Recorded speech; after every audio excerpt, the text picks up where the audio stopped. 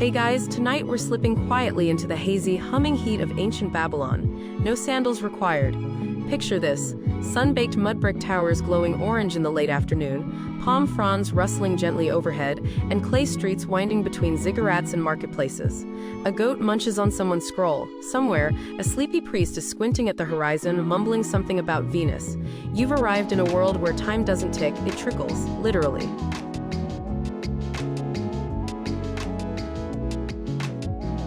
That's right.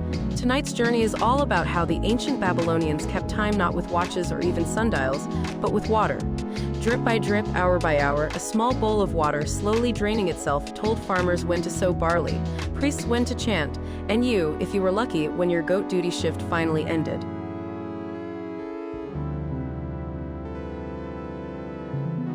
So before you get comfortable, take a moment to like the video and subscribe, but only if you genuinely enjoy what I do here. It helps the sleepy corner of YouTube stay afloat. And hey, tell me where you're listening from and what time it is for you. I'm always curious if you're in bed in Brooklyn or zoning out in New Zealand.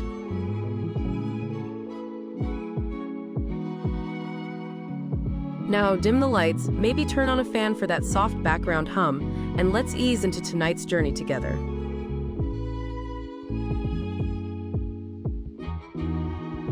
You arrive just as the day's beginning to fade. Babylon, in its prime, is not exactly frantic. Its rhythm is more like a slow, melodic shuffle. You pass fruit vendors too lazy to haggle, scribes doodling in the margins of their tablets, and two donkeys locked in what looks like a staring contest.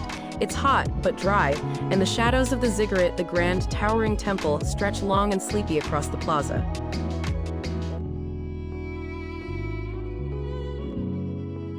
Your sandals crunch against gravel as you approach the temple courtyard. There's no clock tower or bell to chime the hour. Instead, tucked away in a shaded alcove, a boy sits beside a fat, wide clay bowl. Water drips out of it, tiny and steady, into a lower jar. He doesn't blink much. Occasionally, he scratches a line into a wax tablet.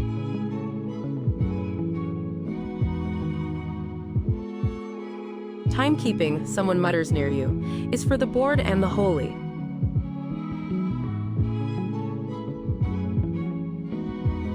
And maybe they're right.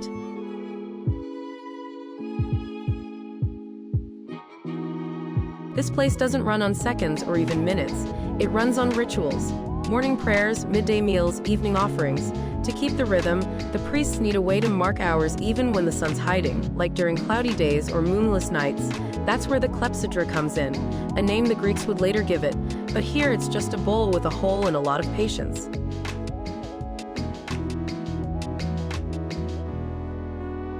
The Babylonians didn't invent water clocks. Egypt had something similar, but they took the idea and made it part of the very structure of life. A bowl, carefully calibrated, would empty over a known time span, maybe a couple of hours. Some bowls were marked on the inside, so you could see how much time had passed just by the water level. Others had notches or carved lines on the outside, and someone somewhere had the not at all thrilling job of watching it.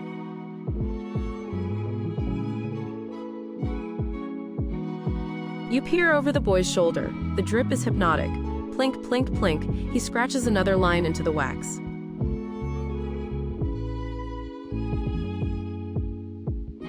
The temple uses this water clock to decide when to change guards, start prayers, and end rituals. Sometimes the bowl is swapped out for one with a bigger hole if they want to measure faster. If someone nudges it, on purpose or not, arguments break out. Time here is less universal truth and more localized, temple-approved suggestion.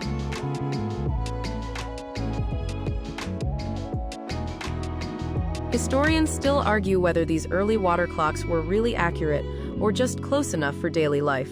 There's evidence of elaborate bowls with inscriptions and markers, but no consensus on how precise they could be.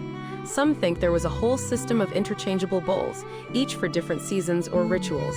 Others say, nah, it was just one bored teenager with a leaky pot.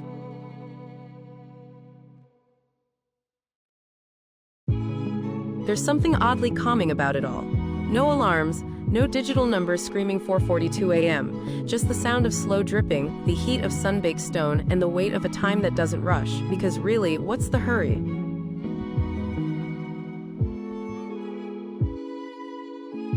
You lean against the wall and let your eyes rest on the bowl. Time passes, or trickles, it's hard to say.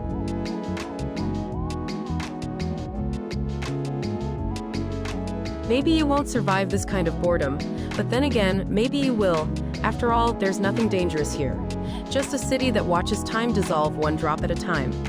You don't have to wait long before someone notices your curiosity. The boy beside the bowl looks up, gives you the kind of nod people reserve for strangers who look too alert to be from around here, and gestures lazily with his stylus.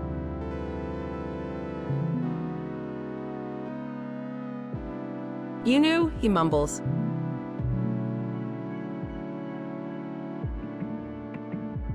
You nod.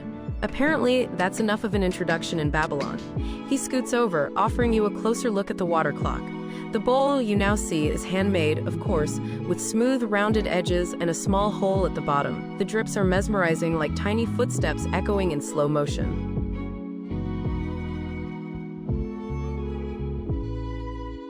"I'm a scribe," he says, though he doesn't sound thrilled about it. "Well, in training, mostly I just watch bowls and pretend it matters."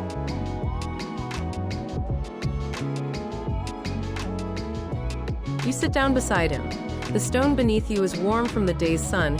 He picks up a wax tablet and shows you the notched markings. It's not time and hours exactly, more like intervals, segments, ritual slots. Babylon isn't about precision, it's about order. Enough order to keep the gods happy, taxes flowing, and bakery lines manageable.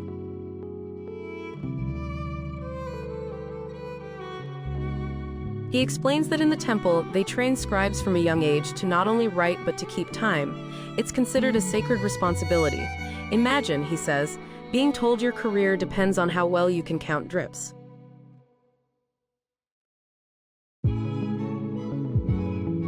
He scratches his ear, then adds, "There's an older scribe who says the gods actually invented time because they got bored. So now we have to keep track of it, so they don't get bored again."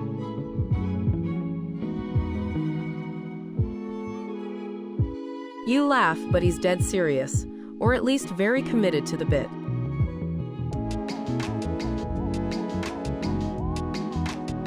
Around you, other apprentices move through the courtyard. One is sweeping, very slowly.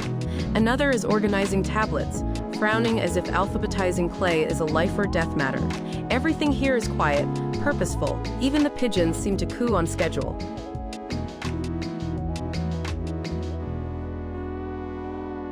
The scribe shows you a second bowl, a backup. This one is more ornate, decorated with faint carvings. Zigzags, stars, possibly some sort of fish. It's used on special days, he explains, and it empties a little more slowly.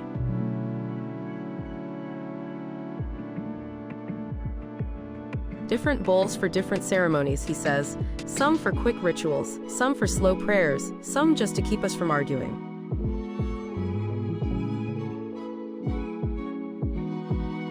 Historians still debate whether Babylonian scribes had standardized time units. Some scholars argue the intervals were tied to star positions or shadow lengths. Others believe they were entirely ceremonial, more like spiritual pacing than actual measurement.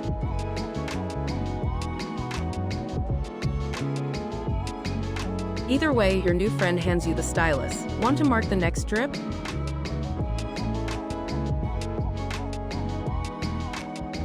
You hesitate. It feels like being handed the keys to something fragile, but you take the stylus, wait for the next precise plink, and scratch a line across the wax.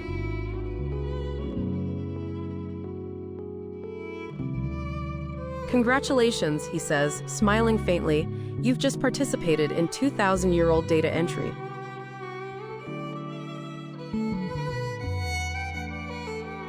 The stylus is smooth, the wax is warm. The whole process feels both trivial and important, in the same way that brushing your teeth isn't exciting, but forgetting to do it feels like the end of the world.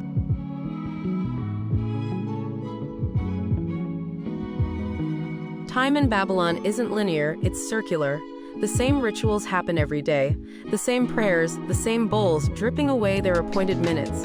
It's comfort disguised as routine, repetition with a spiritual twist.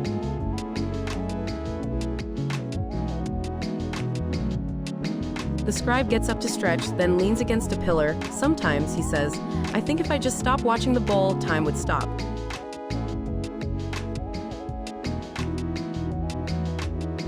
You both look at it, still dripping.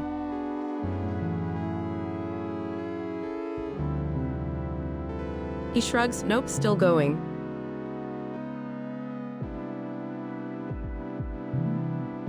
He tells you that the best scribes can glance at a bowl and guess, within a few heartbeats, how much time is left. They call it bowl sense. You ask if he has it. He looks at you like you've just asked if he can fly.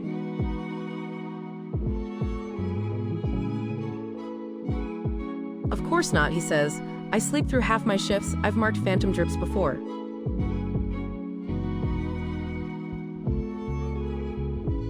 The idea of phantom drips makes you laugh. Apparently, it's a known condition among apprentices. You sit too long, get too zoned out, and you think you hear the drip, but it hasn't happened yet. Your hand moves anyway. The priests frown. The stars don't realign. You start over.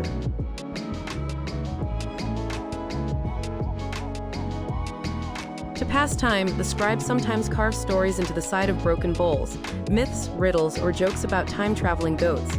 He says they have a secret stash of them in the back. Maybe one day, he says, someone will find them and think they were sacred texts.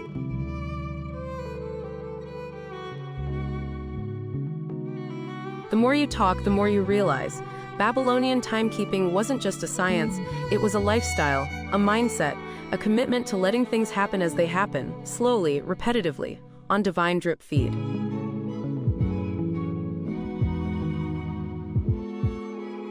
You take another turn with the stylus, another drip, another line.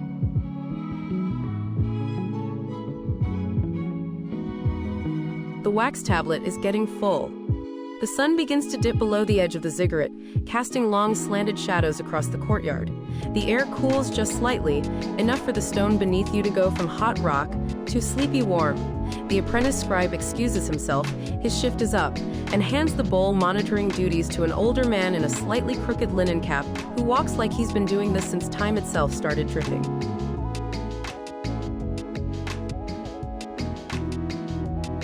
Careful with that bowl, the man grumbles, not at you, but to no one in particular. Last week someone chipped one and blamed the wind.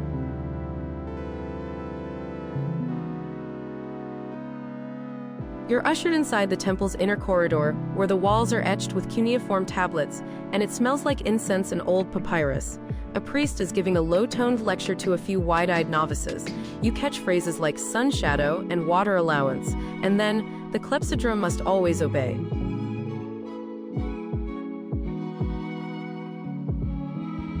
Ah yes, the star of our show, the clepsydra, the water clock, a marvel of ancient patience.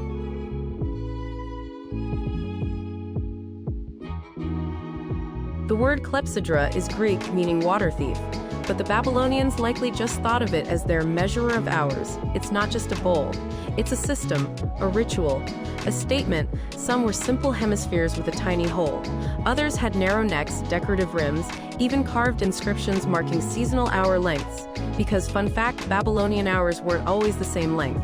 Summer hours were longer, winter hours shorter. Time was flexible, unapologetically moody.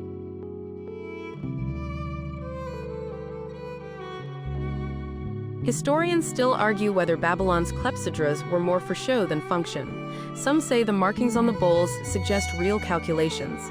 Others think the priests just wanted to look busy in front of the gods.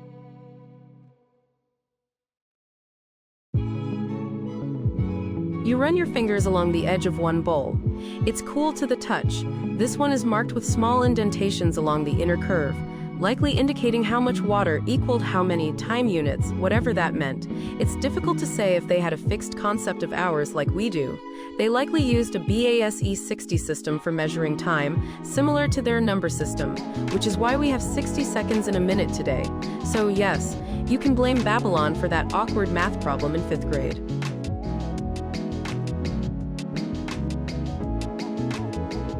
In a quiet room tucked behind the main altar, you meet a temple engineer, an older woman named Tizita, who oversees the maintenance of the clepsydras. She doesn't say much at first, just motions for you to follow her through a side hallway filled with shelves of bowls. Each has its own character, wide-mouthed and gurgly, long-necked and deliberate, one shaped like a fish, another like a turtle. You begin to suspect someone was having fun with design.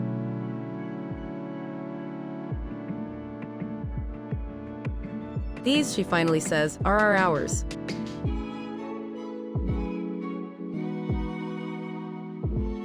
She shows you how they test the bowls, placing them on level stone slabs, filling them carefully, timing the drip using a string and a pebble pendulum. This one here, she says, pointing to a squat little pot with a rough texture, always runs too fast in summer. It gets excited.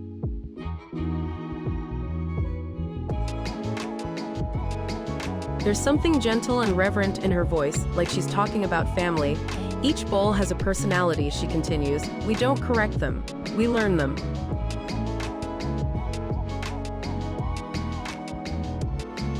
You can't help but think of modern engineers staring at digital clocks with lab coats and stress migraines. Tizita just hums, listens to water, and nods. Her calibration tool is a gourd with holes punched by intuition.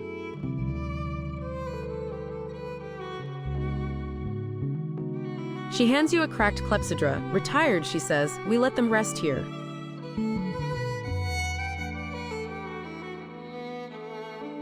It's all so remarkably slow. You realize that speed wasn't the point in Babylon. Timekeeping wasn't about rushing, it was about rhythm, about syncing your life with the stars, the floods, the chance. A good water clock wasn't accurate, it was predictable. You could trust it to be itself.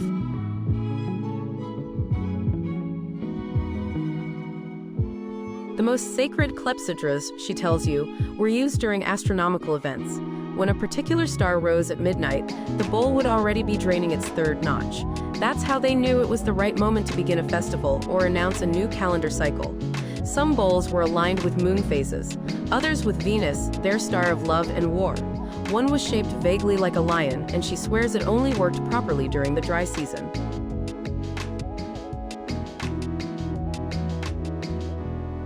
Historians, she says, squinting, think everything was measured with logic, but the gods don't care for neat numbers.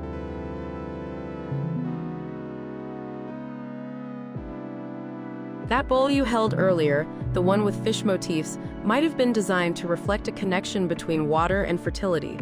Or maybe someone just liked fish. No one agrees, but the detail is unmistakable. You wonder how many artisans took pride in making something so utterly patient.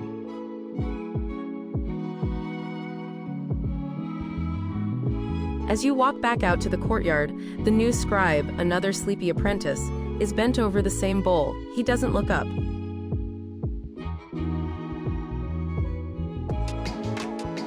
You notice the wax tablet is now covered in new marks, lines tracking the same old drips, just with a different hand.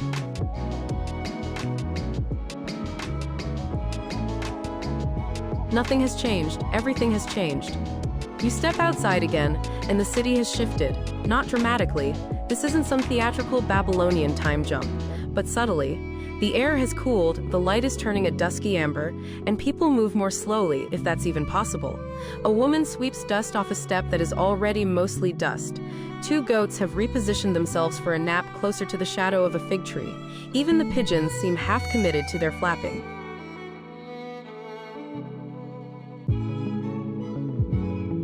But now that you've watched the bowls and listened to the scribes, you're beginning to grasp something bigger. Time in Babylon wasn't just tracked, it was obeyed. And if there was one place where time absolutely had to be respected, it was the temple.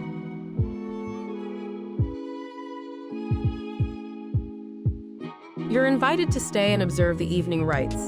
They don't happen at 6 p.m., of course. They happen after the fourth notch on the clepsydra. You follow a procession of quietly shuffling robed figures toward the main ziggurat. The great staircases leading up to it stretch like ancient escalators frozen in stone, and someone nearby wheezes softly with every step. Rituals apparently aren't cardio.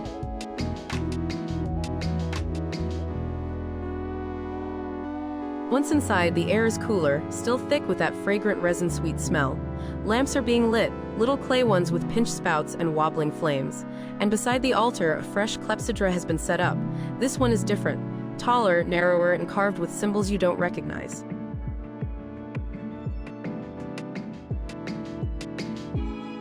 The priest adjusts it carefully, watching for that perfect first drip. Then the ritual begins.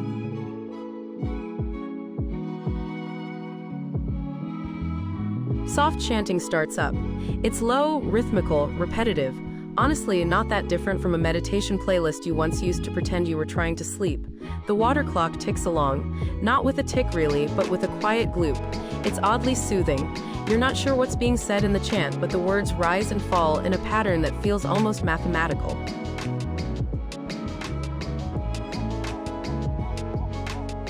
Acolytes pace slowly in circles. One of them stumbles slightly, and someone nearby gives a very disapproving glare, the kind usually reserved for someone who sneezes during a chess match. The ritual is about alignment between movement, word, and time.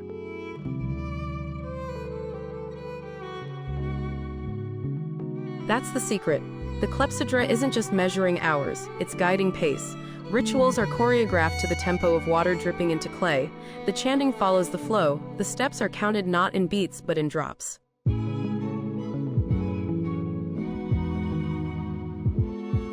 Historians still argue whether the synchronization was strictly enforced or more of an aesthetic guideline. Did they really match the hymn to the bowl, or was it just poetic license passed down through later texts? Either way, standing here, watching them sway with the drips, you get the sense they believed in it deeply.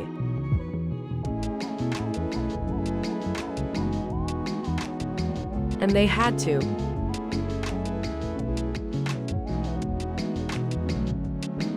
Because timekeeping wasn't just practical, it was cosmic. The Babylonians believed time was born from the gods, that it pulsed through the heavens, shaped the floods of the Euphrates, and demanded human acknowledgement. The calendar, the stars, the liturgy, it was all one big divine spreadsheet.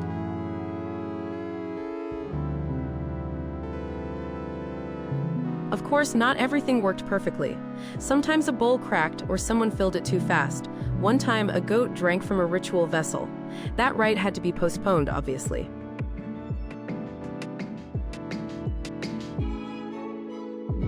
You're told in hushed tones about a legendary mistake.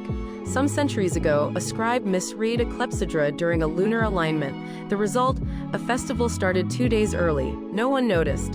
Until the barley crop that year failed, naturally, the scribe was reassigned to goat stall duty, for life.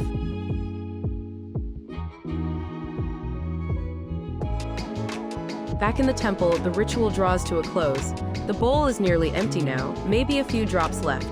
A priest taps a tiny bell, not for drama, just punctuation. The chant slows. The final drip hits the bottom of the vessel with a soft plink, like the period at the end of a sentence.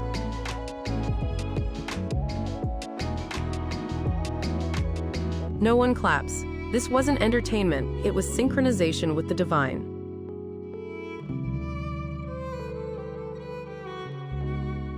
As the lamps are extinguished one by one, you're left in the amber glow of twilight, your heartbeat now weirdly in sync with the imagined sound of dripping water. The priest gives you a small nod of thanks, or maybe he's just tired, and you're escorted out, blinking against the last orange light of the sun.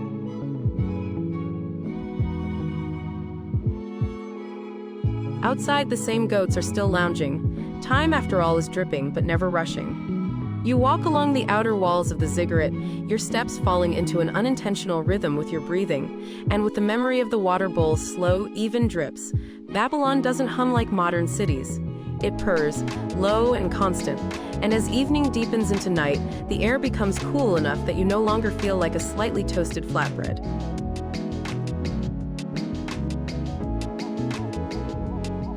But the temple isn't the only place in Babylon where time is kept. Far from it. Out in the market square, or what remains of it after sunset, you spot a curious scene. A man standing beside a sundial, still gesturing at it passionately, despite the fact that it is very obviously dark.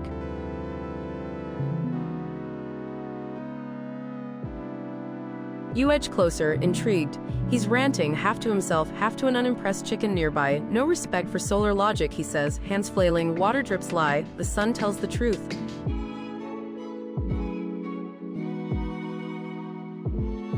Turns out you've stumbled into one of the great ancient rivalries, clepsydras versus sundials. Who knew timekeeping came with drama?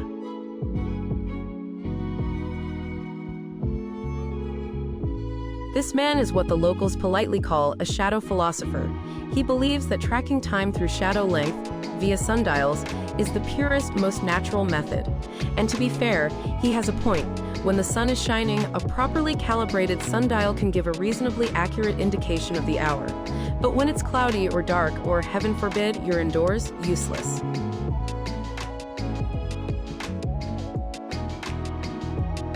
That's why the water clock gains such traction. It doesn't care if the stars are out or if someone's built a big wall next to your measuring spot. It works more or less all the time.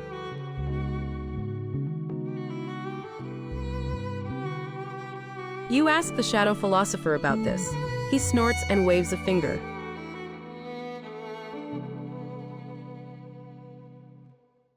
Yes, the bowl is clever, he says, but it does not feel the sun, it cannot teach you where the light falls.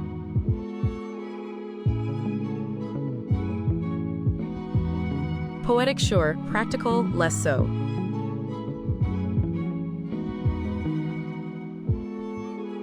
You begin to understand that Babylon's timekeeping wasn't a monolith. It was an ecosystem. Clepsydras for temples and night use, sundials for outdoor spaces and daily life, and then for the truly ambitious, the stars.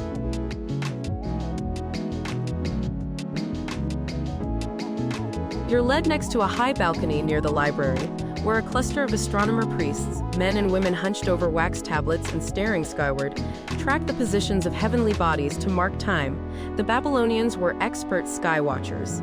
They cataloged lunar eclipses, tracked Venus cycles, and charted zodiac movements long before telescopes were even a twinkle in someone's cuneiform-covered eye.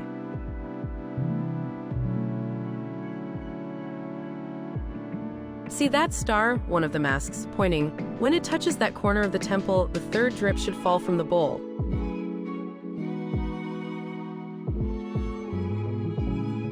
You squint. That feels oddly specific.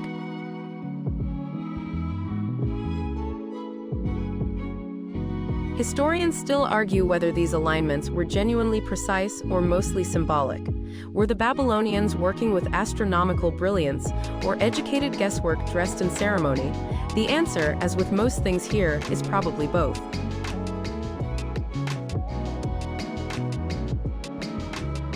The astronomer explains that certain rituals, especially those tied to lunar months or solstice festivals, required syncing water clocks with star movement. So sometimes, a scribe would sit beside a clepsydra while an astronomer watched the sky, and the two would compare notes, one looking up, the other down, like a very slow, ancient buddy cop show.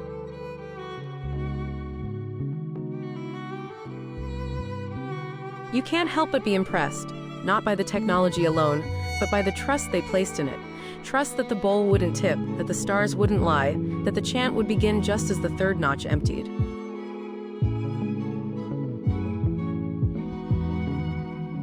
And then it clicks.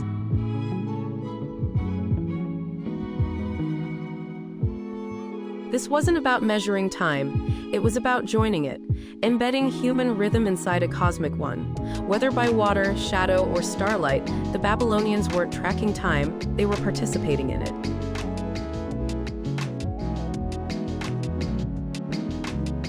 You lean on the railing, looking out across the sleeping city. Somewhere below, a scribe marks another drip. Somewhere else, a goat knocks over a sundial. But above, the stars wheel gently on, indifferent and magnificent.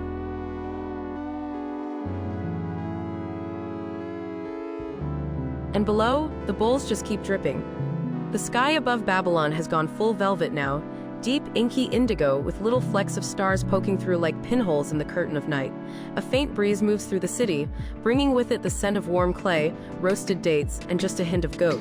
You descend from the astronomer's balcony, your steps slow, mindful, like you've begun to adopt the city's own time signature.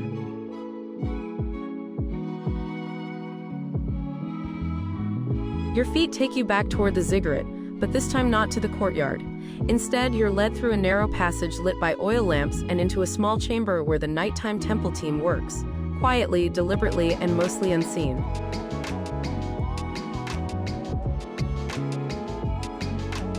This is the night shift, and you are about to see just how ritual and water intertwine when the sun is out of sight and the clepsydra must hold the line.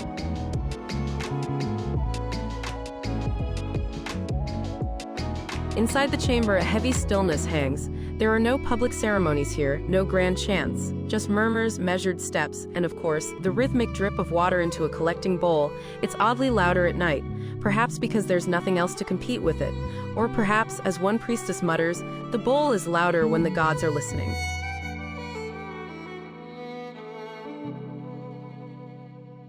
This clepsydra isn't ornate.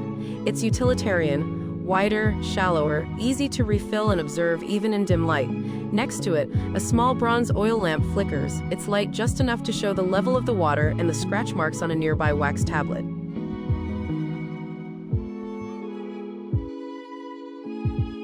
One novice, a wiry boy named Nasir, has the job of checking the bowl every 10 minutes, or whatever Babylonian time. Slice equals 10 minutes when measured by dripping water. He yawns constantly, scribbling tiny lines with a hand that looks only mostly awake.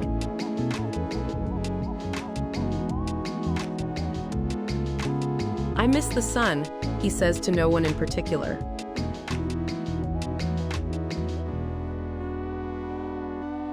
A priest seated nearby nods, not looking up. The gods don't.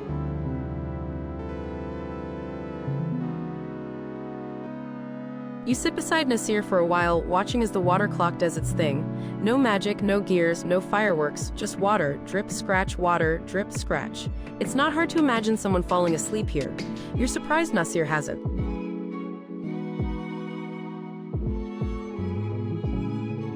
He explains that their night is broken into segments, all measured by the bowl. The first quarter is for maintenance and silent reflection. The second is for reviewing celestial charts. The third is for prayers. The last is for preparing for dawn ceremonies. Each segment begins not with a chime or a bell, but with a change in the clepsydra. A new bowl is brought out. A new rhythm starts.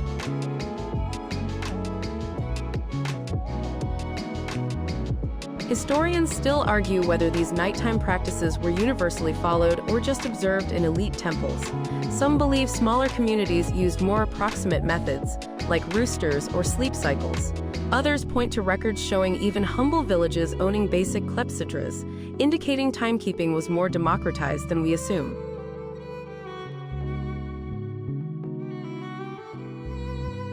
There's an odd sense of intimacy here in the temple's dark belly. People don't speak unless needed. The bowls aren't explained, they're understood. Nasir offers you a chance to refill one, and the task feels strangely sacred. You pour water into the upper bowl slowly, carefully. If you pour too fast, the first drip will come early. Too slow, and you might throw off a whole segment. No pressure.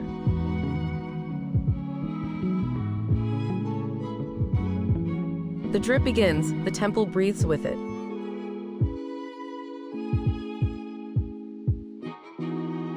Above, the stars keep turning. But here, below the stone, a tiny trickle measures out the pace of ancient life. It's hard to imagine how something so simple could hold up a civilization. But here it is, still steady after all these centuries.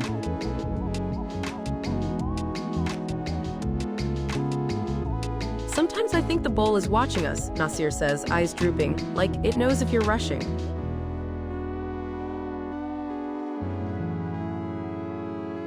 You both watch another drip fall, slow and sure.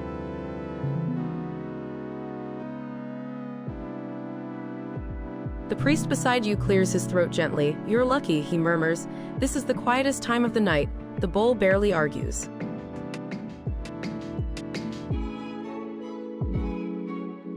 You're not quite sure what that means, but in Babylon, you're starting to learn. Not everything has to make sense right away.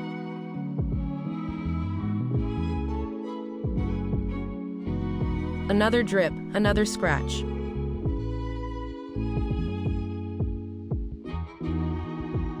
You close your eyes for a moment, lulled not by noise, but by its absence, by the whisper of water, the occasional murmur, the smell of oil and old clay.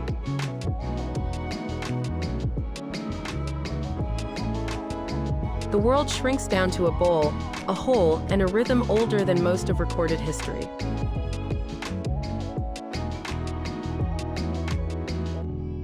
You let it hold you, just for a while.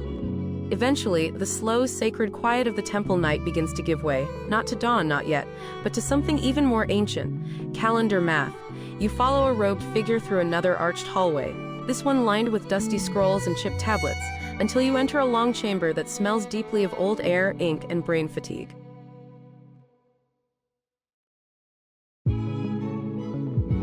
This is where Babylon's timekeepers become time arguers.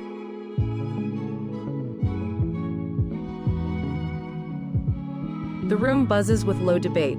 5 older priests, each one more bearded, sandaled, and sleep-deprived than the last, sit hunched over tables, arguing in whispers that somehow still carry the weight of thunder.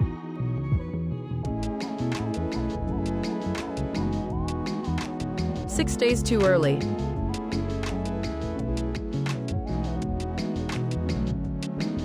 No, no, the barley shadow proves otherwise.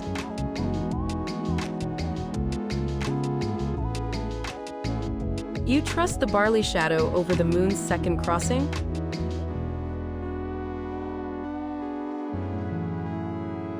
It's like a very polite academic brawl. You've wandered into a meeting of the Calendar Council, tasked with maintaining the delicate, maddening balance between lunar months, solar years, and water bowl logic. And let's just say it's not going smoothly.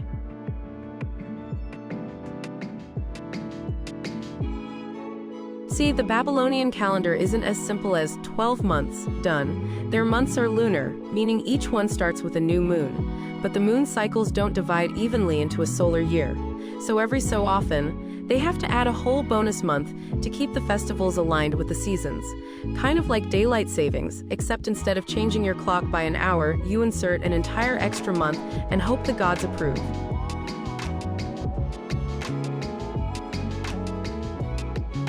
This extra month is called an intercalary month, and deciding when to insert one requires apparently a multi-hour debate, a bowl of dates, and some very precise water clock readings. The clepsydra is consulted not just to track days, but to time-specific astronomical observations. If the moon isn't where it should be at the right time of night according to the water clock, well, things get heated.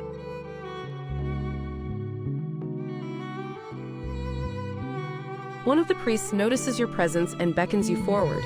He slides over a wax tablet covered in numbers. Babylonian numbers, which look suspiciously like tiny bird tracks tap dancing in a clay puddle.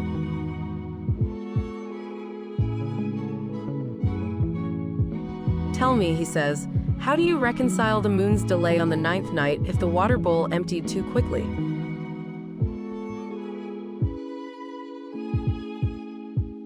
You blink.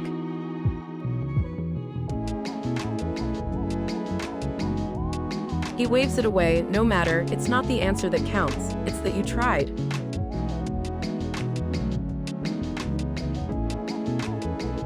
They argue some more. Someone slaps a palm against the table, gently of course. Babylonian anger is still extremely well-mannered. Someone else pulls out a star chart. Another clears their throat and says, with great solemnity, "We're going to have to recheck the barley again."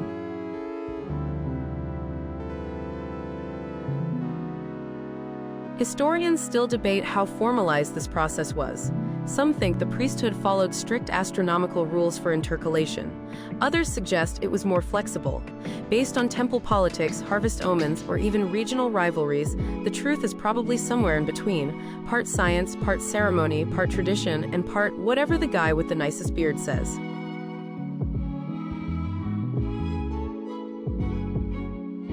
The water clock isn't just a tool here, it's an anchor. It provides structure to the chaos of moons that refuse to cooperate, of seasons that drift, of rituals that must land on exactly the right day. Without the clepsydra, there is no rhythm, no alignment.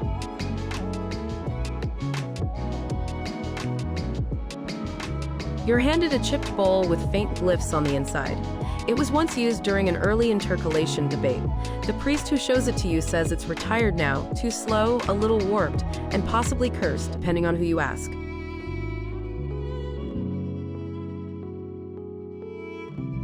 Still, he says, holding it reverently, this bowl once held time in its hands.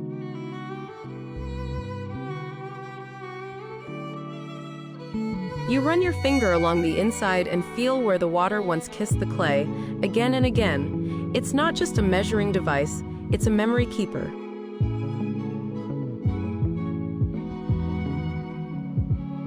Outside the room, you hear the call of a lone night bird. One of the priests stands, stretching his back with a series of pain sounds that could double as a lost dialect.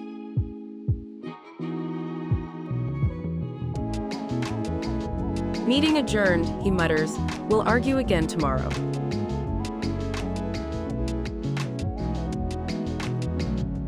The others shuffle off into the darkness, still murmuring about moons and crops and bowls that drip just a little too quickly. You're left with the soft glow of a dying lamp and the heavy hush of a room where time was not only measured, but negotiated.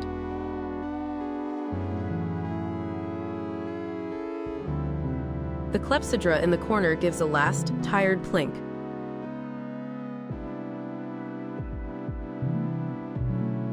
The moon outside waits for no one.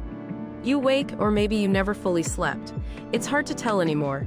In Babylon, sleep doesn't so much arrive as it seeps in, like oil and linen, gradual, silent, a little inevitable.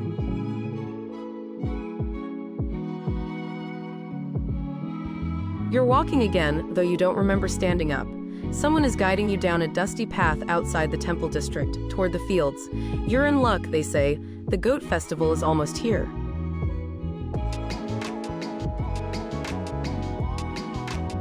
Of course it is, because what better way to understand Babylonian time than through the slow planning of a slow festival, designed around the pace of the moon, the drips of water, and yes, the timing of goats.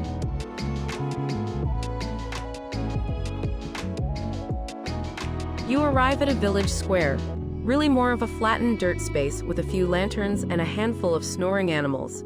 A group of elders is sitting on woven mats, surrounded by scrolls and cracked tablets, debating when to start the festival.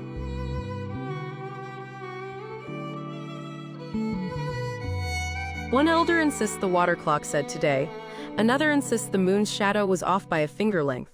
A third just keeps chewing dried figs and muttering, not until the goats stop shedding.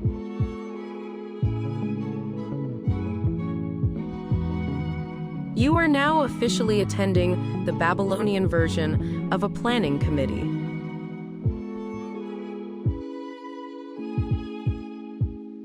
Every detail of the Festival of the Goat Mothers, yes, that's what it's called, is carefully coordinated. It marks the changing of a season, the renewal of grazing rights, and the blessing of milk. Naturally, it requires the alignment of the lunar calendar and the clepsydra's reading and certain signs from the animals themselves.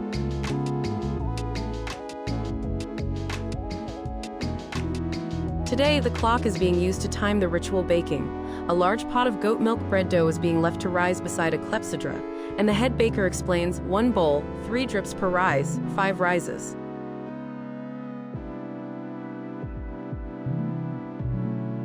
You nod as if this is obvious.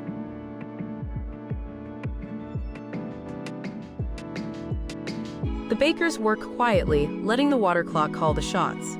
And the bowl they're using isn't just any bowl, it's got a carved little goat on the inside. Historians still argue whether these themed bowls were ceremonial or just cute. One theory suggests some water clocks were dedicated to specific deities or festivals. Another theory is that people liked goats and had clay to spare.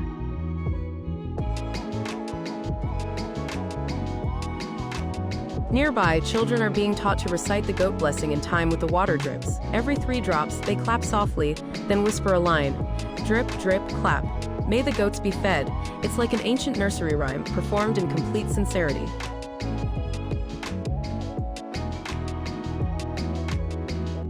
You sit beside the fire as the first round of bread is removed, steaming and slightly sweet. The clepsydra has dictated every part of its making, not seconds or minutes, but drips. Little sips of time turned into food.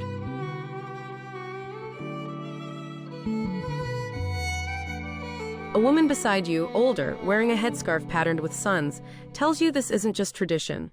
It's how the land talks to them. If the moon shifts too fast, the goats act differently. If the clepsydra runs dry too early, the milk turns bitter. It's not science, she says, but it's always true.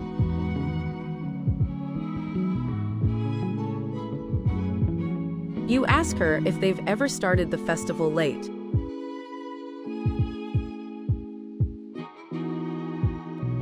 She looks horrified.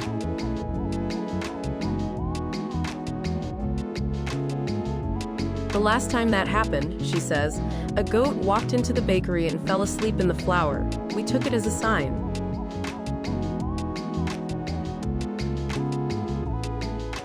The bowl beside her gives a soft, punctual plink, and someone stands to begin the evening chorus.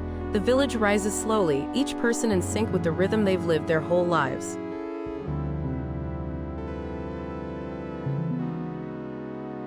You join them.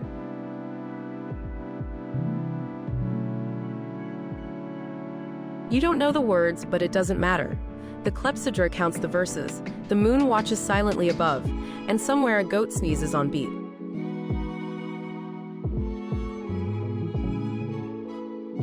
The bread smells ready, the festival is near, and you're starting to believe that maybe, just maybe, you could plan your whole life by watching water fall through a hole in a pot.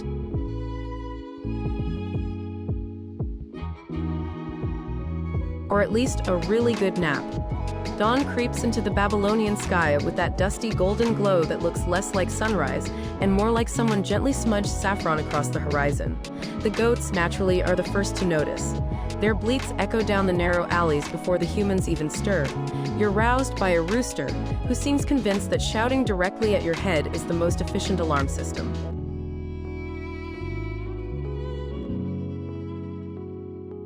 Today, you've been told, you'll be visiting the canals, the lifelines of Babylon. But not just for a boat ride. You're about to discover how irrigation, stargazing, and water clocks all played their part in the empire's great timekeeping system.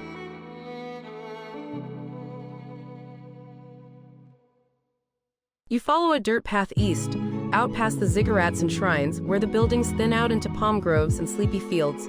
Here, the canals glint like veins of glass, threading through the land. Farmers are already ankle-deep in mud, checking flow gates and muttering to each other about water levels, rainfall predictions, and yes, bowl timings.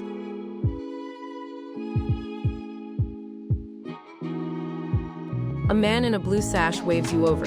His name is Idun, and he's what passes for a water commissioner around here. He has the tan, squinty look of someone who's spent more time in the sun than shade. He also has a clepsydra.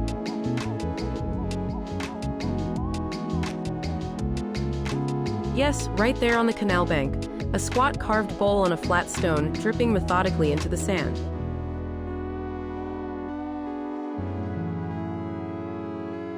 This one tells me when to open the gate, he says. 3 notches, I open. 5, I close.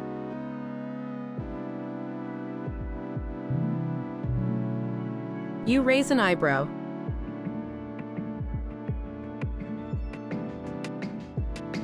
He grins. More reliable than my cousin, he once overslept an entire flood.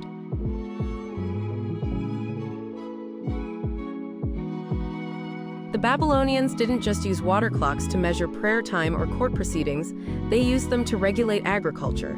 The clepsydra helped track how long water was released into each plot. Too little and your barley sulks. Too much and your onions swim away.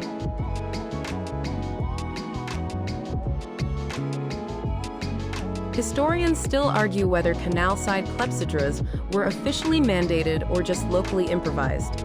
Some archaeologists believe farmers were trained in both stargazing and basic hydraulics. Others suspect it was more of a generational pass-it-down-until-it-works approach.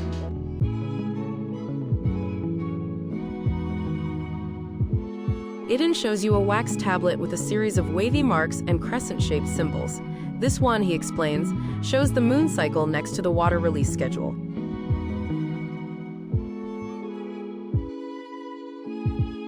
So yes, moon phases help determine when certain crops were sown or harvested, but those lunar predictions were cross-referenced with the clepsydra's drip rate. If the moon said to flood the field but the bowl hadn't hit its notch yet, you waited, because rushing time in Babylon is about as welcome as sneezing during a temple sermon.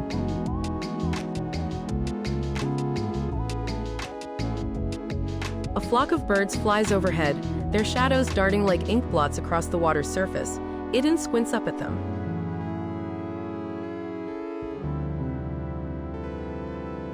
Sometimes they beat the clock, he says. They leave before the bowl finishes. I think they just hate math.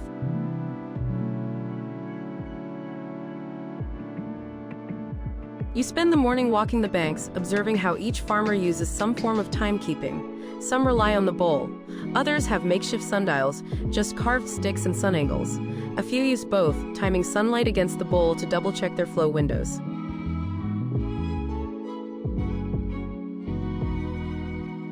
At one point, you meet a boy no older than 10, holding a handmade clepsydra shaped like a fish. It leaks water from the mouth. I made it for fun, he says. Also, it helps me know when to stop napping.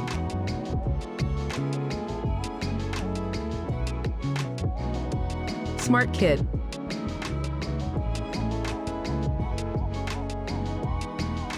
The link between agriculture and time in Babylon is deeply woven. Rituals, harvests, flood cycles, they all depend on measurement. And while the Nile might have had its calendar based on predictable inundation, Babylon had to work harder. The Euphrates and Tigris could be temperamental. The stars were watched, the moon consulted. But in the end, the bull made the final call.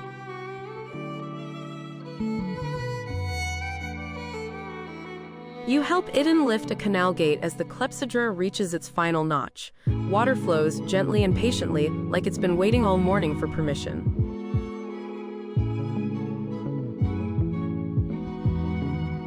And maybe it has.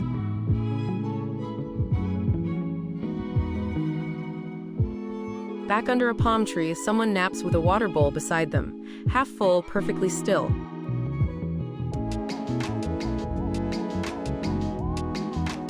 You sit beside it.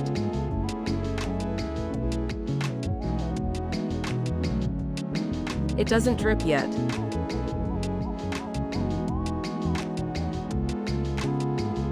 You close your eyes.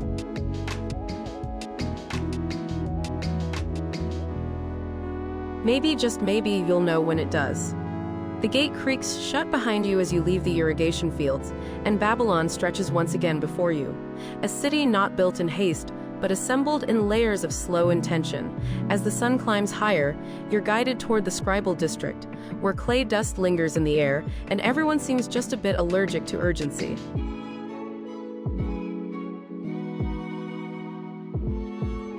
Today's destination, a courtroom. But don't worry, it's not your trial. You're here to witness something special, a legal dispute measured by water clock.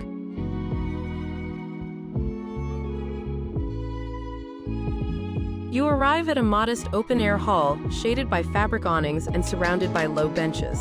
At the center sits a man fanning himself with a woven palm leaf. That's the judge, or as he's called here, the tablet master. His beard is geometrically trimmed, which seems to be a legal requirement.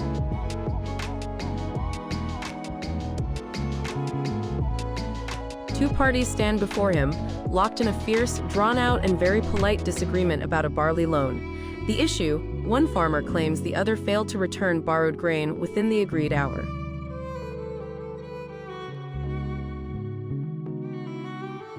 Now, you might assume that hour is a loose term in ancient Babylon. But here, not so much. Because beside the judge sits a clepsydra, dripping as always into a lower basin. The argument is about the exact number of drips that passed between the loan and the default.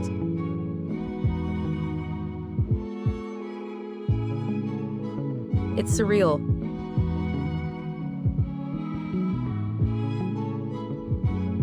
A scribe reads aloud from a wax tablet, quoting time not in minutes or days, but in segments like from third drip past dawn to the sixth before midday. A clerk nods solemnly. Someone nearby coughs and is immediately shushed.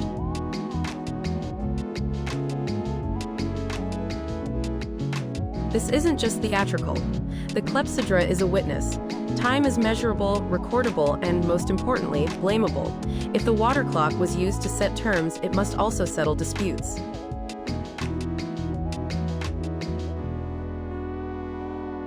One of the disputing parties insists the bowl was leaking too fast that morning.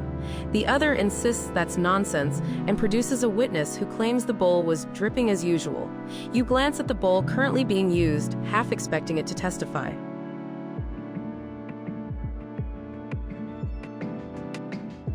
Historians still argue how widely this practice spread. Some say clepsydras were used in courtrooms across Mesopotamia. Others think it was a more elite custom, reserved for larger urban centers like Babylon. What's clear is that time had legal weight. If your bull said you were late, you were late. No excuses.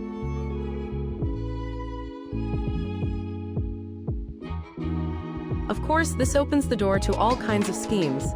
There are records, some preserved in later Assyrian texts, suggesting people tampered with water clocks. They'd widen the hole just slightly, or place the bowl on a slant to make it drip faster. One especially dramatic tale involves someone accused of placing a hot coal under the bowl to increase the drip rate.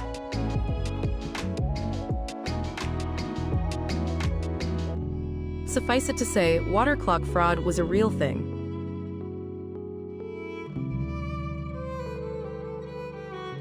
You watch as the judge, clearly bored and perhaps slightly dehydrated, finally issues his ruling.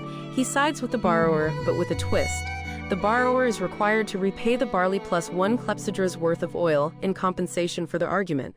That's right, justice is dispensed in barley and bowl time.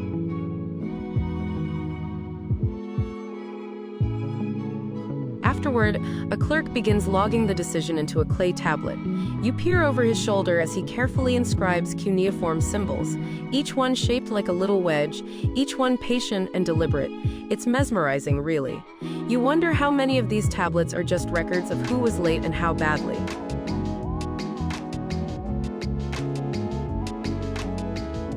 Before you go, the judge offers you a small cracked clepsydra. Ceremonial, no longer accurate. She's seen 100 disputes, he says with a smirk, and lost all of them.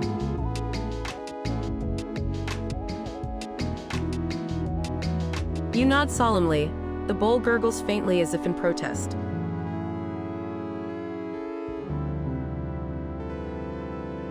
Outside, the day is growing warmer, but you don't feel rushed. You've just watched a society resolve its problems using dripping clay and quiet voices. No shouting, no gongs, no 12 angry men, just drop-by-drop deliberation.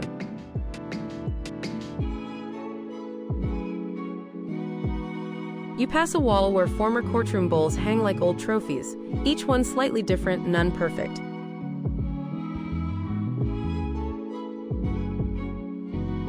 They say Babylon was a city of laws. What they don't say is how many of those laws were timed by the world's sleepiest stopwatch. The heat now lies thick over Babylon, like a wool blanket someone forgot to remove. You wipe your brow with the back of your hand, which doesn't help much, because it's also made of brow. Even the goats seem less energetic if that's possible. The city hums low, lazily, and everyone appears to be doing exactly one task, very slowly.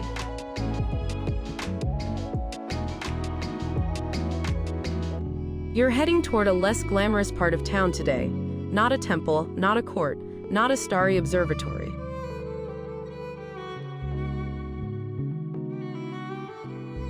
You're going to the clerk's hall.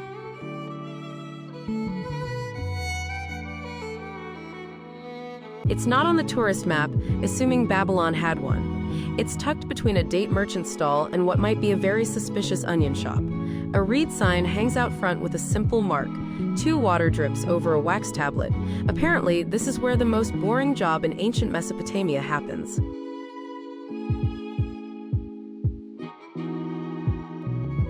You step inside, and it's exactly as thrilling as promised.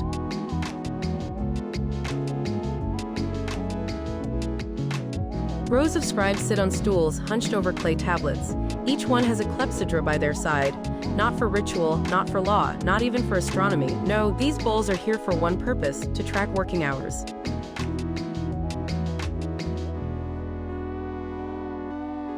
You meet Lull, a junior clerk who's been promoted to time bowl overseer for the day. He shows you his setup. A small, efficient clepsydra, a stylus, and a wax tablet where he logs every quarter drip shift.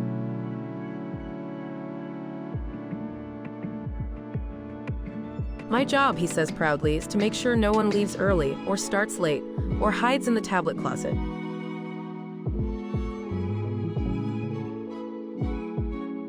He points to a guy in the corner who looks exactly like he might do all 3.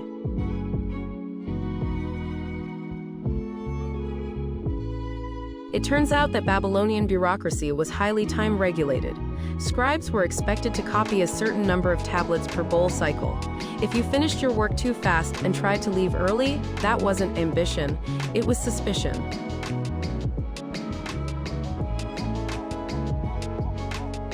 So the clepsydra served as the office punch card, a slightly wobbly drip-based punch card. When a bowl emptied, the scribe could log off for a break or start a new task depending on the supervisor's mood.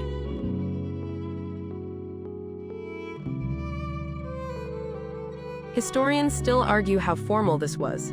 Some say clerical shifts were rigidly scheduled by temple decree.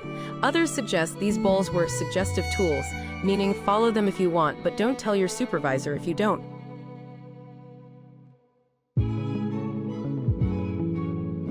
And Lull leans closer and confides, "Sometimes, if I really need a break, I use a slow bowl."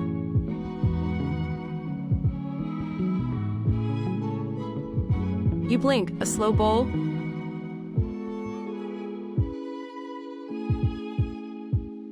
He nods solemnly, thicker clay, slightly tilted. It buys me 15 more drips.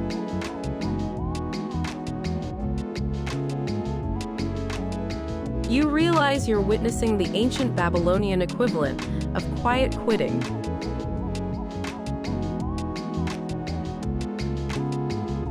Nearby, another scribe grumbles, "This bowl is cursed. I swear it skips drips when I blink."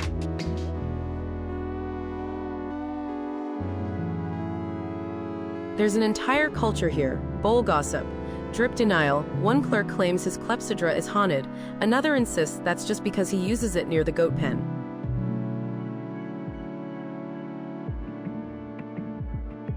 You ask what happens if someone just doesn't use a clepsydra.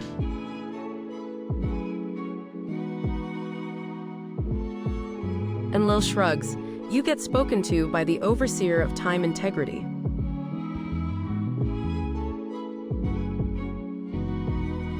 Is that an actual title? It is. A man with impressively arched eyebrows appears from behind a curtain just to glare at a late scribe and then disappears again. No words, just eyebrows and judgment.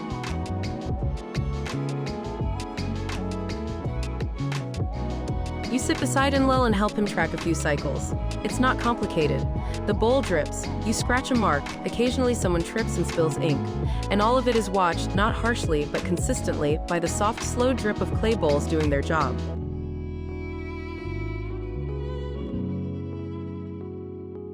No drama, no explosions, just an entire civilization humming along on office time, bowl edition.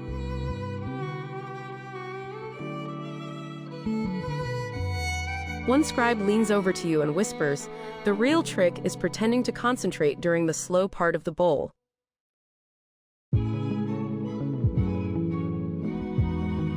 You nod sagely.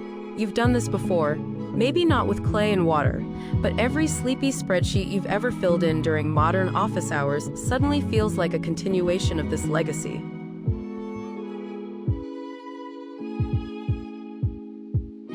The bowl drips, you scratch the mark.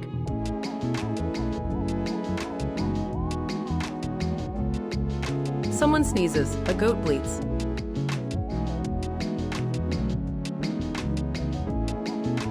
And Babylon gets its paperwork done, one patient splash at a time. You decide to stretch your legs after your brush with bureaucratic eternity. Babylon, at midday, is an exercise in resisting the urge to nap standing up.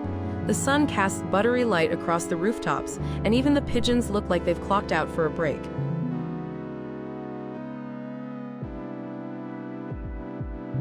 You're led now through a side alley into a quieter neighborhood, the kind with walls just slightly too high, where whispers feel louder than footsteps.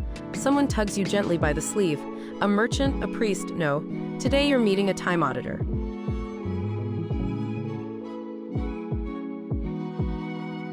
Yes, that's right.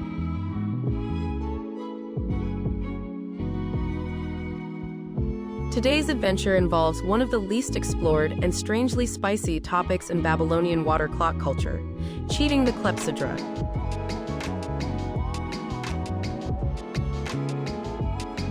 Your guide's name is Samu, a wiry, unsmiling man who carries a folded linen pouch filled with measuring reeds, small weights, and what appears to be a very suspicious-looking pebble. His job, to investigate time fraud.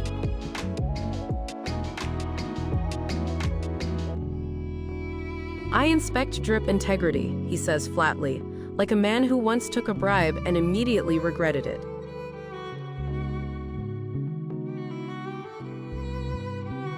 You follow him into a small side temple where apparently someone has filed a formal complaint. The allegation: a rival scribe has been using a tampered clepsydra, one with a widened hole, possibly even a slanted base.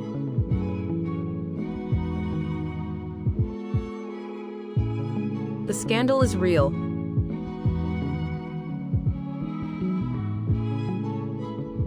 The accused, a middle-aged scribe with ink-stained fingers and an expression of performative innocence, waves dramatically at his bowl. "It's old clay," he says, "old clay warps."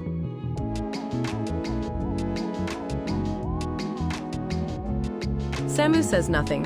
He crouches beside the clepsydra, tilts it, inspects the hole, sniffs the rim. Yes, sniffs it. Apparently that helps. He then pulls out a flat reed strip and begins a slow drip test. You stand back and watch as droplets fall with surgical precision into a secondary pot, each one landing with a sharp, legal-sounding plink.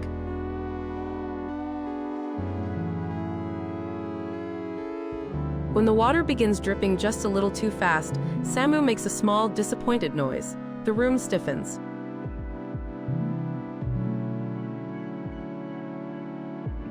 Intentional tampering, he declares. The hole was polished.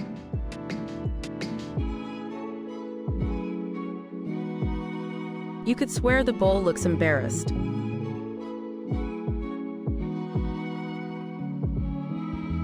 The punishment isn't severe, just public bowl replacement and 3 days of time-marking duty with a backup clepsydra made of dull gray clay.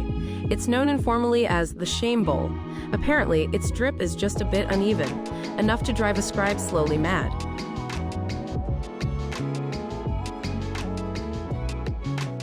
Historians still debate the extent of time theft in ancient Babylon. Was it common? Was it truly punishable? Some believe it was a minor offense, akin to modern clock watching. Others argue it was taken seriously, especially when tied to temple offerings or tax records. After all, in a world where water measured everything from prayers to barley dues, cheating the clock was more than lazy. It was blasphemously efficient.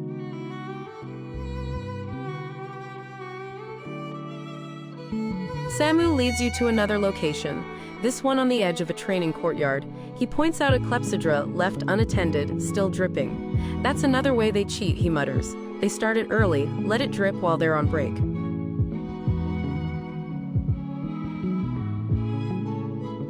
You're beginning to understand that clepsydras weren't just trusted, they were also temptations. Any tool that defines the rhythm of society will inevitably invite people to try and bend it.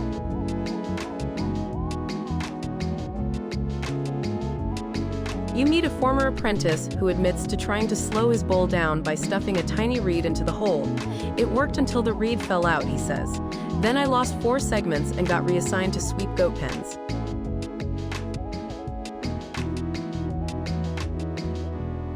Classic.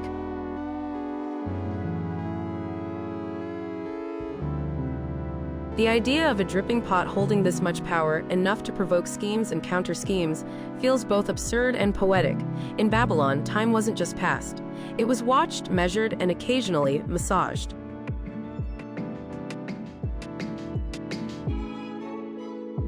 And Samu? He is the ever-watchful drip detective, protector of chronological virtue, and sworn enemy of sneaky bowls.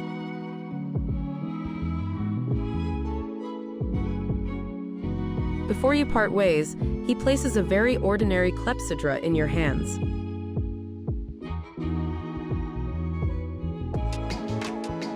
Keep it level, he says. Trust the drip, but never trust a bored scribe.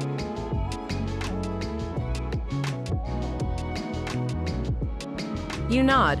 You will absolutely forget to do both.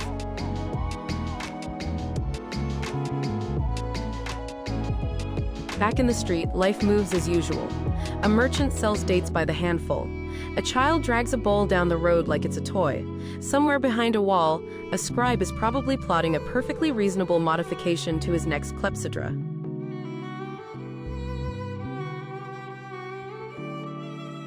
You shake your head, smiling. Even here, even now, people will always try to outsmart time.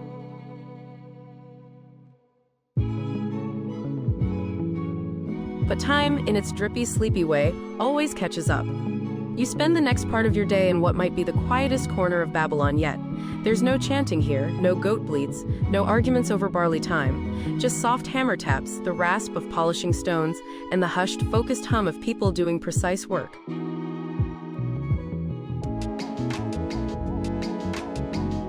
Welcome to the Clepsydra Workshop, where Babylonian time bowls are not just used, but crafted.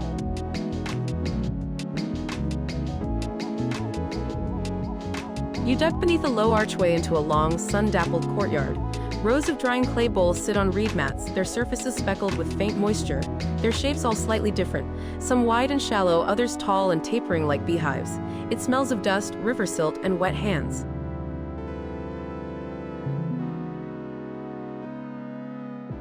A woman named Deridu, wearing a smock that used to be beige, you think. greets you with a nod and hands you a lopsided bowl. That one's a training bowl, she says. It tells time, but very judgmentally.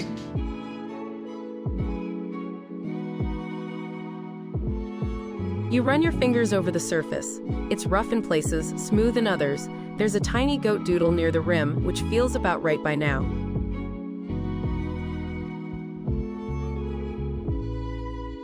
Doridu explains that a well-made clepsydra requires not just a good shape, but a precise understanding of clay density, hole size, and drip behavior. You nod like you've always cared about drip behavior.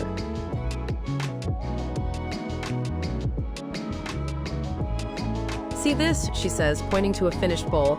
That's a 2-hour drip, but in winter, it slows by half a segment. Why? Cold water, cold clay, sluggish flow.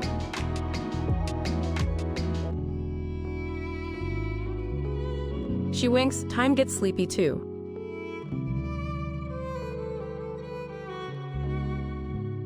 She brings you to the carving bench, where artisans are etching grooves into the interiors of freshly fired bowls. Each notch marks a time segment, though they're not always equidistant. That's because, as she explains, Babylonian hours varied by season. In summer, daylight hours were longer. In winter, they were shorter. So bowls made for summer use had wider interval notches. Some even came in sets, a summer clepsydra and a winter clepsydra.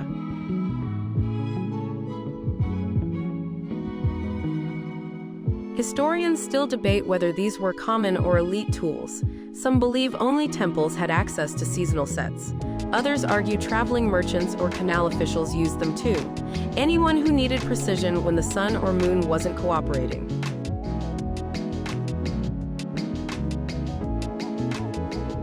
You move to the painting table, where bowls are glazed or etched with symbolic motifs. Some bear stars, others zigzag river patterns, and at least one has an entire poem about patience scratched into the base. Doridu picks it up and reads aloud. Time is the cup, your life, the drip, refill as needed.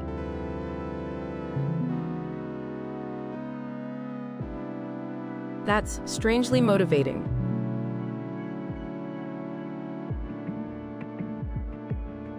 As you assist in smoothing a rim with a polished stone, a young apprentice next to you asks if you want to try drill the hole. You hesitate. This feels important, spiritual even, but you agree. She hands you a tiny reed punch and a hammer.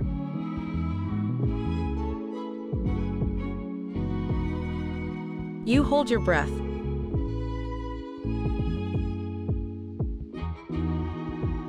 One talk and the reed slides through cleanly, a perfect drip-worthy hole.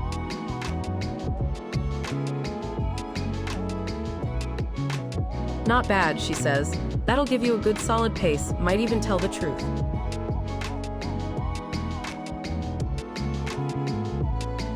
Doridu laughs and leads you to a shadowed shelf labeled oddities. These are bowls that went wrong. One has 2 holes. Another is shaped like a fish. One was used for tea and now won't drip at all, as if offended by its secondary career.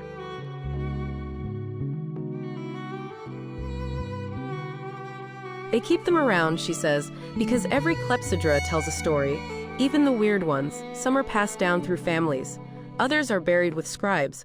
One legendary bowl, now lost to time, was said to drip only during eclipses. Historians predictably still argue whether that's true or just ancient exaggeration.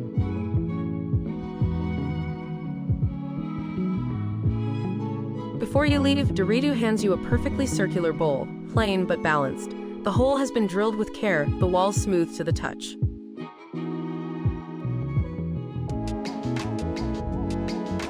Yours now, she says. Take it. Try to tell time with it, or just listen to it when you can't sleep.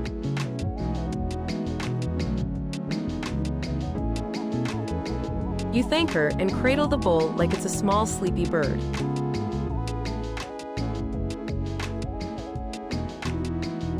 As you step back into the city, bowl in hand, you suddenly see Babylon a little differently. Behind every stall, every chant, every goat chase, someone, somewhere, made a bowl that's counting the moment.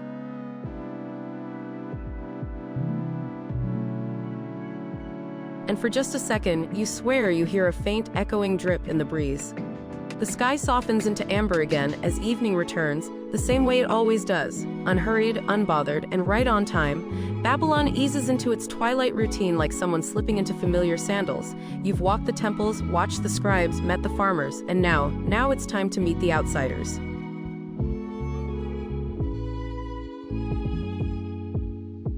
You're escorted to a tavern of sorts. Not exactly a bar, not exactly a meeting hall, but a public space where travelers and locals mingle. Usually over dried fruit, goat stew, and opinions, it smells of cumin, baked bread, and whatever the last 3 people spilled.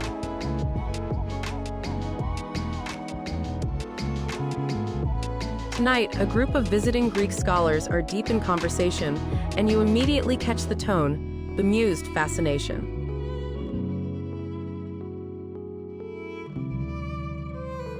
They call that a clock, one mutters, gesturing vaguely with a date pit. It's a bowl with a hole in it.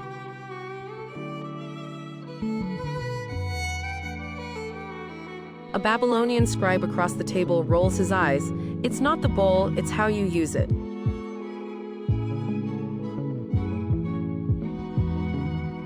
You sip your pomegranate juice and listen in as they bicker in the friendliest, most academically passive-aggressive way possible. The Greeks, newly arrived from the Ionian coast, have heard tales of Babylonian water clocks and are now seeing them in person. They're not entirely impressed.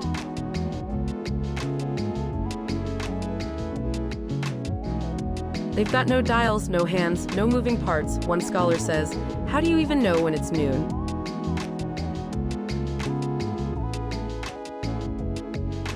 A Babylonian priest, notably unfazed, replies, when the third bird shadow hits the temple steps, and the bowl is nearly dry.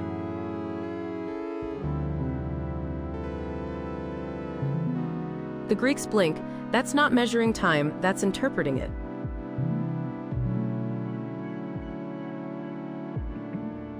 Exactly, the priest smiles, much better.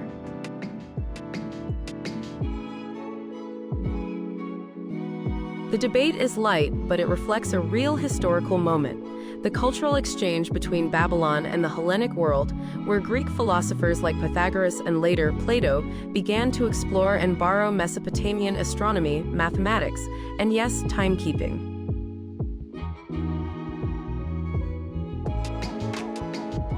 Historians still debate how much of Greek horology was directly inspired by Babylonian clepsydras.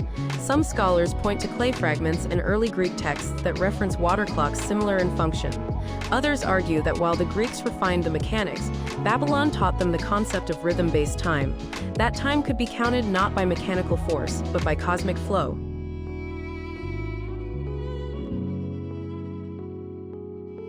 One Greek philosopher at the table pulls out a small sketch of an experimental water clock he's designing. It has gears, levels, and a tiny statue that raises its arm on the hour. Art and accuracy, he says proudly.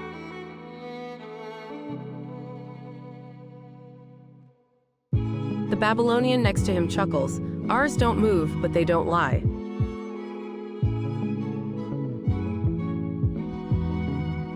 You realize there's a philosophical divide at work.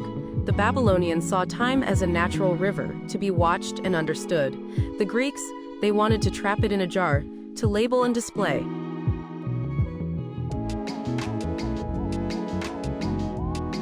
Both sides respected the sky, both studied the stars, but only in Babylon would you spend 3 hours debating whether a goat nudged the bowl slightly and thus caused time itself to go off.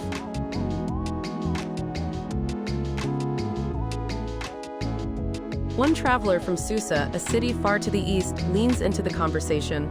In my village, he says, we just follow the ants.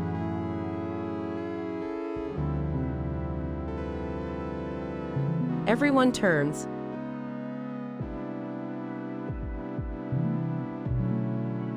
If they stop working, it's noon, too hot.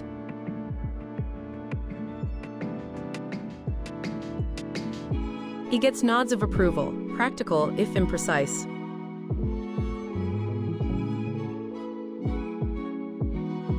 You sit quietly as the debate dies down and the food arrives. You notice a small clepsydra set up in the corner of the room, dripping in rhythm with no one watching it, just doing its job, time on autopilot.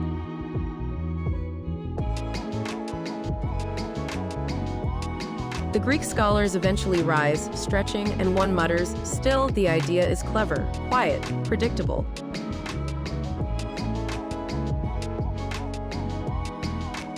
And he pauses.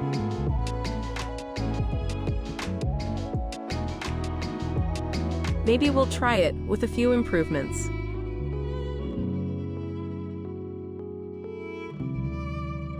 The Babylonian priest bows his head, smirking. "You'll be back. Our bowls always win in the end."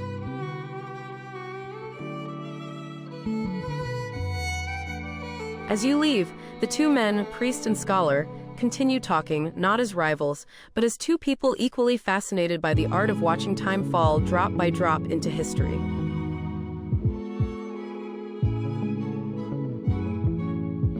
And behind them, the clepsydra keeps dripping, no gears, no fuss.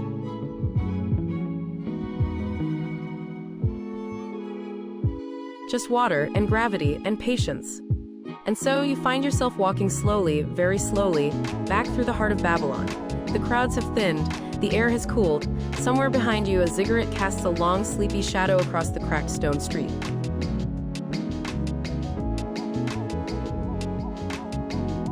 Your feet lead you not to the temple or the court or even the market stalls, but to a quiet rooftop overlooking the city.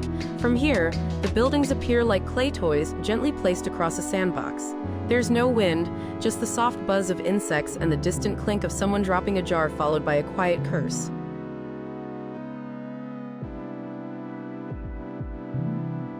You sit and you listen, not for words, not for chants, not even for the breeze, but for the one sound that now defines this entire place in your mind.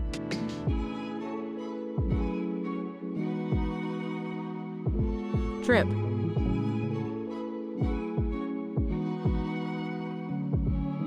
There it is. Below, somewhere in the alley, a clepsydra continues its task, draining slowly, inevitably, without any help, without anyone watching.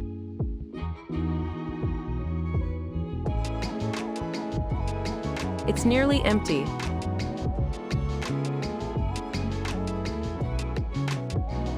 This particular bowl, you're told, has been in service for decades. It has tracked prayers, naps, punishments, festivals, and possibly a goat race. Its surface is chipped in places, but the whole still performs its one job with an almost smug consistency.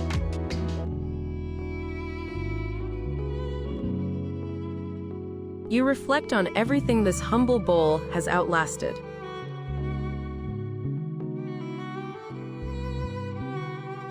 Generations of scribes, legal arguments, goat scandals, star maps, broken calendars, a suspiciously fast apprentice with a reed and a plan, and now you, another visitor passing through its slow, watery arc.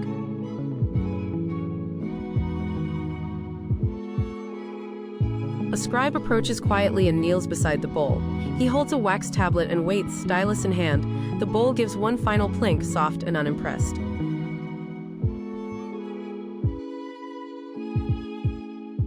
He makes a mark.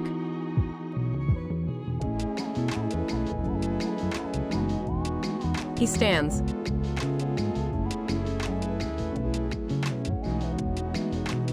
He leaves.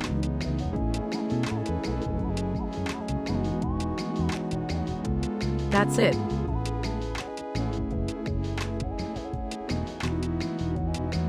That drip was the end of one measure of time. Nothing exploded, no alarms, no rushing.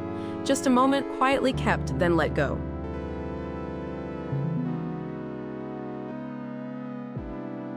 You watch the scribe vanish down a staircase, and the bowl sits still, empty but expectant, waiting for someone to refill it and begin again. Time in Babylon doesn't end. It simply pauses until the next pour.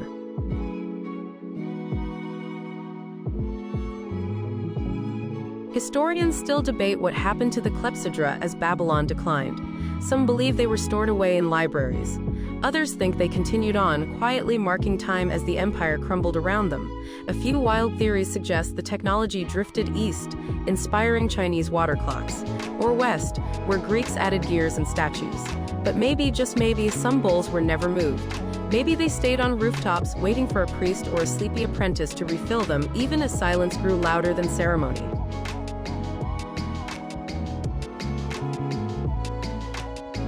You rise, stretch, and stare at the stars. They seem unchanged.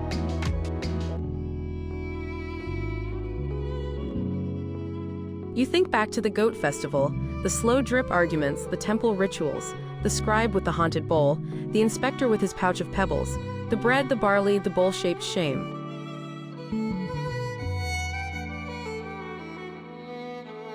It's all so slow.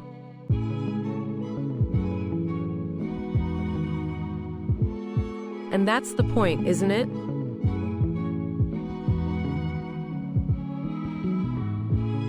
In Babylon, time was never something to conquer. It was something to befriend, to listen to watch drip by drip until your day was done.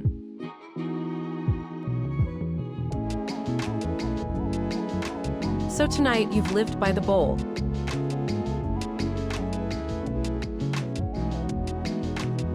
And as the last star flickers into place above the ancient city, you wonder,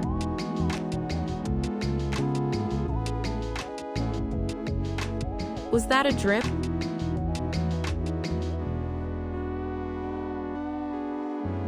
Or just your heartbeat?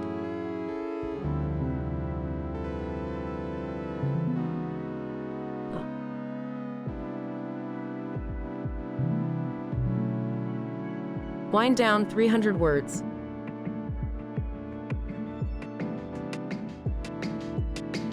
You lie back now, arms behind your head, bowl by your side. There's no sound but the hum of warm air and the memory of soft, steady water. You're not in a city anymore, not really. You're in a rhythm, a world where everything happens when it's ready, and nothing is rushed.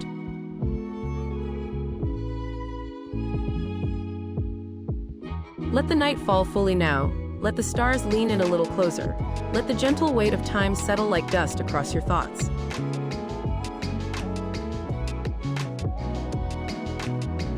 You imagine yourself beside one of those ancient bowls again, watching, not measuring, just observing.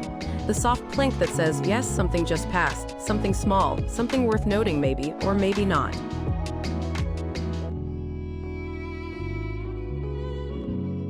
You don't need to move, you don't need to think. There is no bell to ring, no alarm to buzz. The only sound is the slow fade of thought, like water disappearing back into the earth.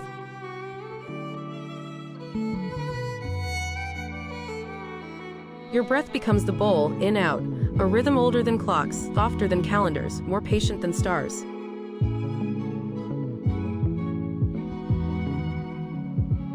Let it hold you.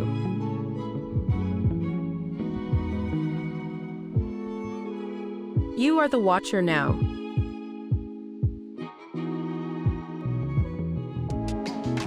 You are the drip.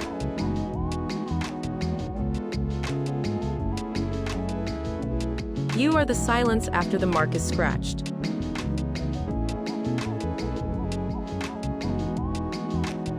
You are the moment before the next bowl is filled.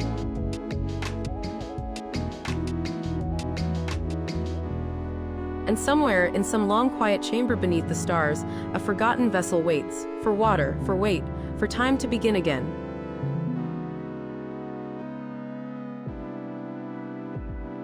But not yet.